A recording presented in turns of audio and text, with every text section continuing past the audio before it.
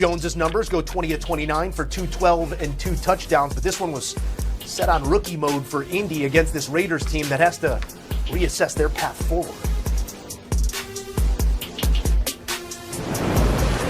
Back in studio to dive in here. This was a bounce-back moment for the Indianapolis Colts, something under Shane Steichen that they have not struggled with since 2024.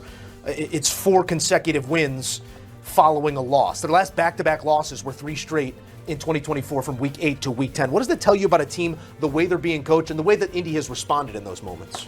Their ability to not put forth 2 bad outings. That's what good teams usually do. And the issue for Indianapolis in years past was just being consistent. I think we're starting to see that consistent stride be implemented throughout their locker room. Because when you look at the Indianapolis Colts, guys, let's keep it real. They're 2 mishaps away from that ball game last week of being undefeated. Because if you look at the A.D. Mitchell fumble going across the goal line, if you look at the holding call that brought back a touchdown, either one of those plays converts for Indy. They're undefeated right now. And they played a very, very tough team on the road in the Los Angeles Rams. So when you look at what the Indianapolis Colts are right now, it starts and it stops with their lead singer, Indiana Jones. Very, very efficient day. The volume wasn't there, but I love this meme in terms of what he had to do throwing the football. 20 of 29, 212, 2 touchdowns. But get this, they were 8 of 10 on third downs. Yeah. They were perfect in the red zone, 6 for 6 in the red zone.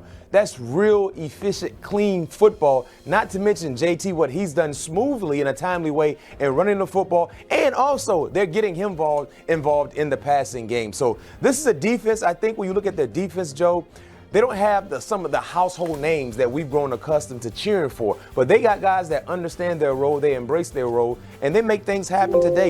You get 2 big-time interceptions on Geno Smith. To your point, Geno has 9 interceptions to go so far this season, and what Indy does is they put you in uncomfortable positions on the football field, and they force you to play the game with your left hand when you're a right-handed player. And usually that works in their favor, and that's what we've seen thus far in this first quarter of the season. It's a secondary that knows how to take the ball away as well. You add those 2 things up, and you get something like this. Mac, you talked about the quality of their loss against L.A. Talk to me about the quality of their wins, because I'm looking at the Dolphins, I'm looking at the Broncos, I'm looking at the Titans, and now I'm looking at the Raiders. The Broncos obviously is going to be a tough out for anybody this season, but have you seen enough to open your heart to Indianapolis, this current version of them, as a real playoff contender in your eyes? I have. You know, initially when I looked at Indy, I felt like they were a bully that were benefiting from playing against non-bully type teams. But then what I saw last week, it really made me look at them from a different set of lenses, because the Rams can be a bully of a ball game too, of a ball club. So what happens when a bully fights a bully? Usually the best bully prevails. What we saw last week, Indy I felt like they were the best bully, but just the mishaps led to them losing that ball game. So now when you go and you play against a team you should dominate, that's what good teams do. They don't play around with their food. And so far this season, you can like or love what they've done or hate it, but the teams they're supposed to dominate against, they have done that. And you have to appreciate that, because one thing that we're seeing within this new culture they're learning how to win. They're not learning how to make games dicey and interesting against teams they're not supposed to. They're taking them out in deep water and they're drowning them immediately. And that is a positive sign for a team that has playoff aspirations. And the last thing I say about the Colts, when you look at their division, it's still kind of wide open. The Texans are not the team that we thought they would be. There's still a lot of football left to be playing, but it seems like that window in terms of getting that crown in that division is wide open, even though the Jags are playing pretty good football. When you look at the efficiency from all the top 3 teams in that division, I think Indy has been the cleanest so far this season. Yeah, there is a clear leader in that clubhouse, Indianapolis, playing clean football, and it's led by their quarterback in Daniel Jones.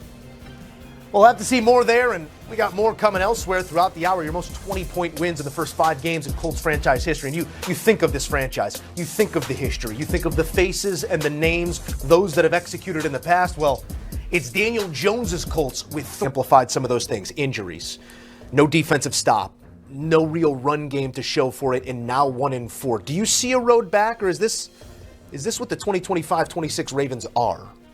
This is what the 2025 Baltimore Ravens defensively, this is the type of unit I think we should expect to see. Because even before the massive injuries that have been more recently, let's go back to when they were healthy. They surrendered 40-plus points to the Buffalo Bills in a ball game where they had a nice lead on the road week 1. And then you look at what has transpired since then. 38 points to Detroit, 37 to Kansas City last week, and 44 to the Houston Texans. If you haven't been watching NFL so far this season, offensively, the Houston Texans had no explosion plays. They were very inconsistent. They couldn't protect C.J. Stroud. But when you play against the Baltimore Ravens, most recently, it's a get-right moment for that said offense. We saw that last week with the Kansas City Chiefs. They put 37 points on the scoreboard. So now when you look at all the injuries that have been associated with the Baltimore Ravens, I think this is what you need to expect to see. Offensively, you will have to outscore the opponent because until I see otherwise, this defense, there are a lot of holes on this defense. All 3 levels, they don't tackle well. There are issues in zone droppage. You look at the coverage side of things, they're not creating turnovers.